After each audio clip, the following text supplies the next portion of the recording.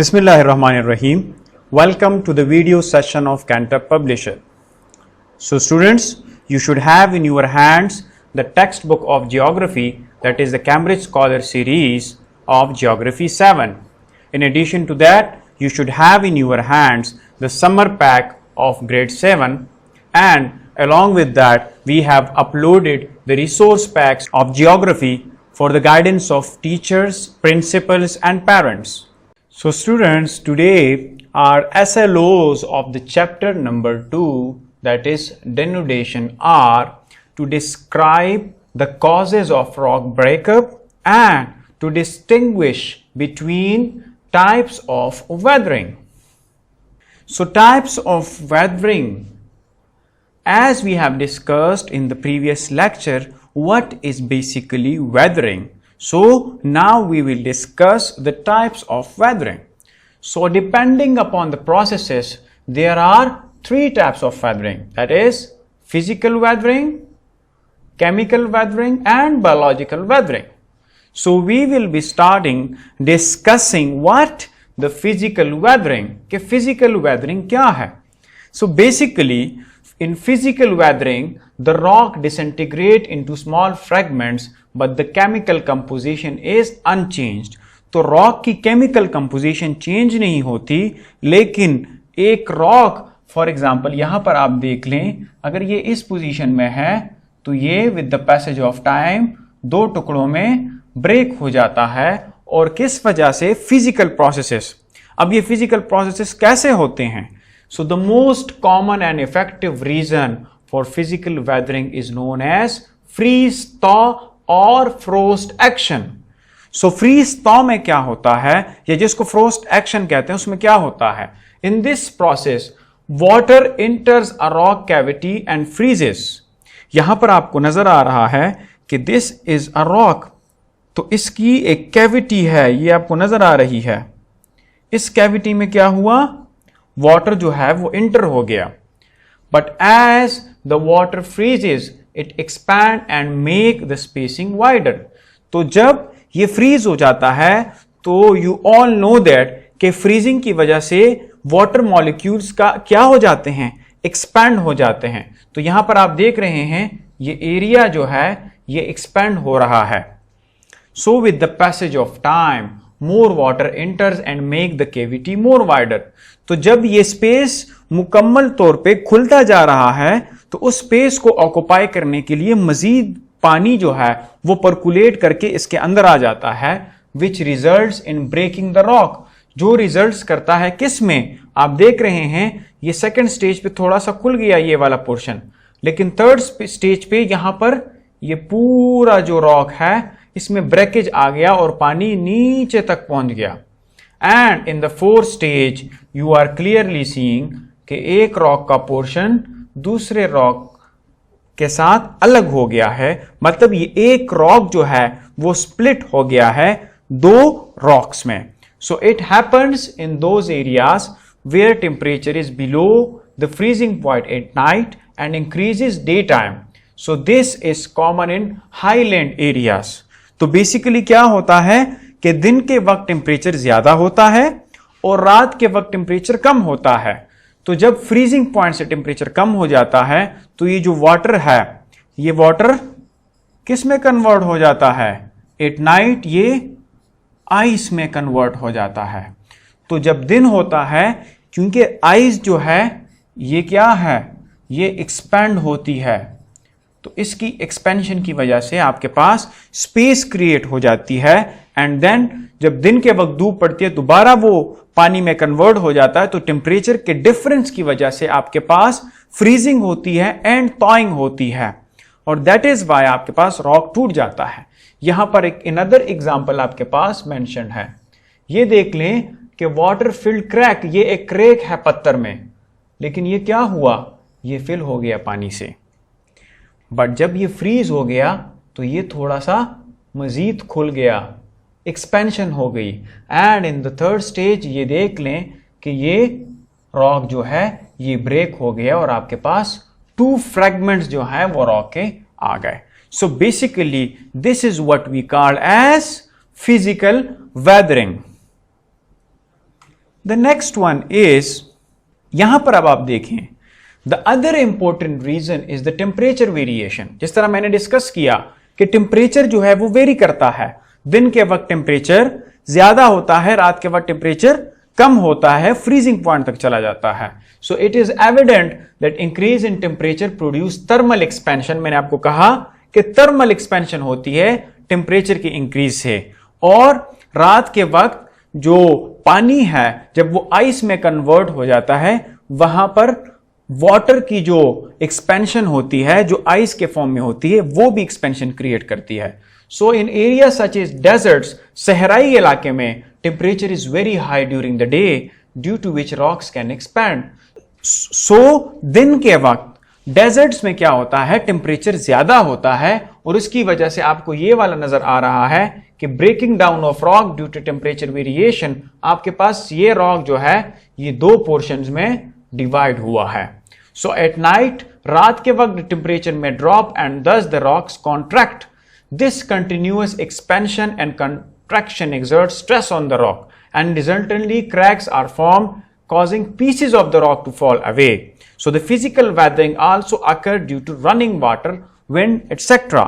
So physical weathering क्या होता है बेसिकली, एक तो फ्रीज thaw में हो गया, नंबर वन आपके पास फ्रीज thaw की वजह से हुआ कि आपके पास क्या हुआ, इसमें वाटर जो है जब ये आइस में कन्वर्ट हो गया तो ये क्या हुआ, एक्सपेंड हुआ एट नाइट, एंड दिन के वक्त टेम्परेचर बढ़ जाता है तो इसकी एक्सपेंशन की वजह से वो रॉक जो है वो टूट जाता है।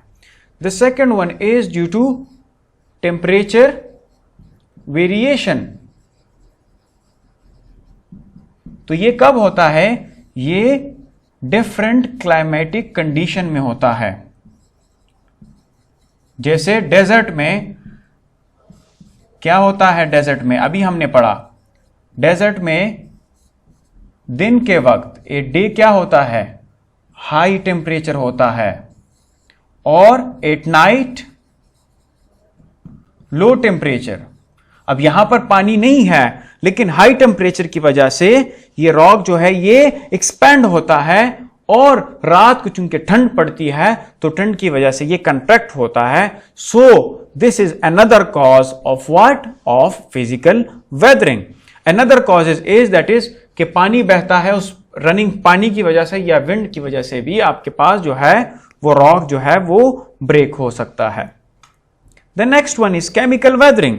सो केमिकल वेदरिंग में मेजॉरिटी क्या चीज है, केमिकल वेदरिंग में it occurs when rocks are broken down by the chemical change. Physical weathering में केमिकली रॉक चेंज नहीं हो रहा था, बट कि फिजिकली वो डिसइंटीग्रेट हो रहा था, टूट रहा था। केमिकल वेदरिंग में रॉक में केमिकल चेंज आता है, and it is also causes by rain water reacting with the mineral grains in the rocks to form new minerals and soluble salts. तो जब पानी आता है रेन वाटर से, तो जब ये फॉर एग्जाम्पल एक रॉक है और इसके ऊपर मुसलसल बारिश होती है, तो ये रेन वाटर रॉक के साथ क्या होता है, रिएक्ट करता है, और इस रिएक्शन की वजह से आपके पास जो रॉक है वो डिसइंटीग्रेट हो जाता है या नए मिनरल्स बनते हैं। तो इस वजह से अगर रॉक ब्रेक करता है या वो डिसइंटीग्रेट होता है, so that is because of the chemical weathering.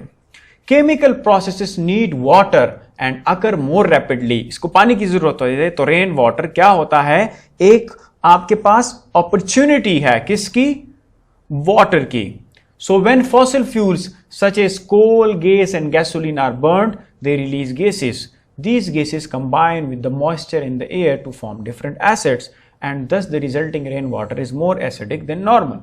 So basically जब आपके पास fossil fuel, ये गाड़ियों में जो आपके पास fossil fuel यूज होता है, पेट्रोल, डीजल या गैस, इसकी वजह से क्या होता है, CNG की वजह से इन्वायरमेंट में जो है मुख्तलिफ गैसेस रिलीज होती हैं।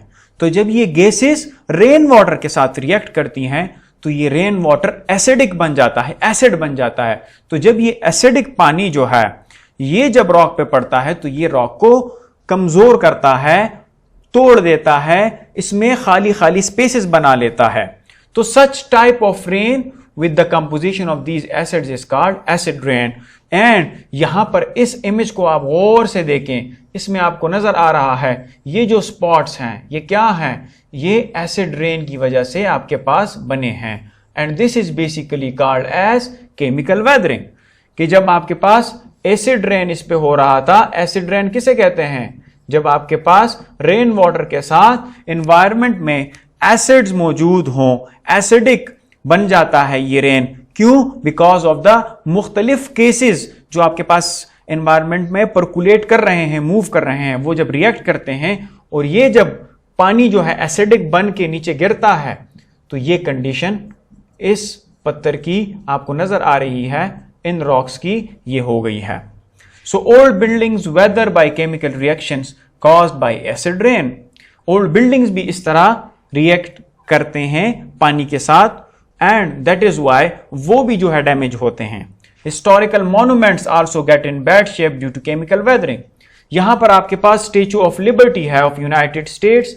ओरिजिनली इसका क्या कलर था? इसका कलर व्हाइट था, but with the passage of time its colour turn green due to elements of sulphuric acid in the rain. So acidic rain की वजह से इसका कलर व्हाइट की बजाय ग्रीन हो चुका है।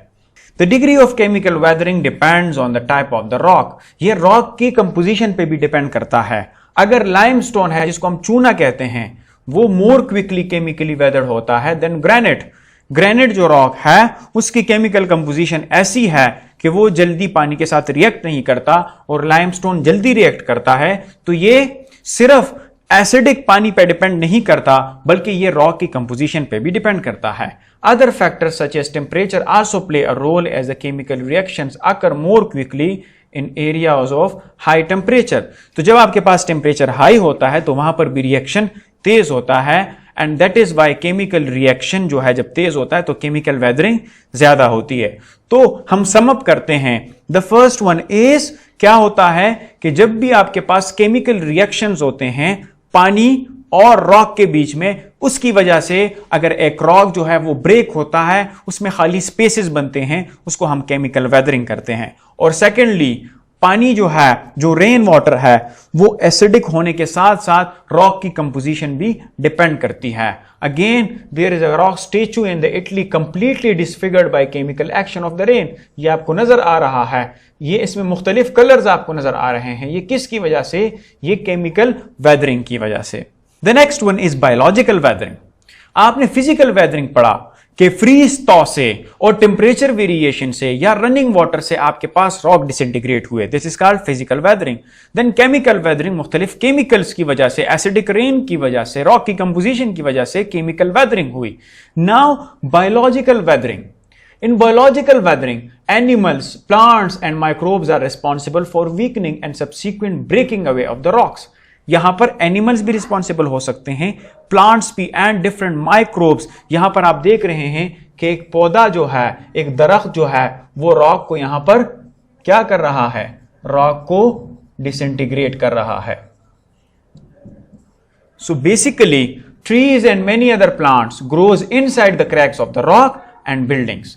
The roots of these plants and trees grows bigger, they open the cracks more and more, making them wider and deeper। Over time, the growing trees eventually break the rock apart, and burrowing animals such as rabbits can accelerate the formation of cracks।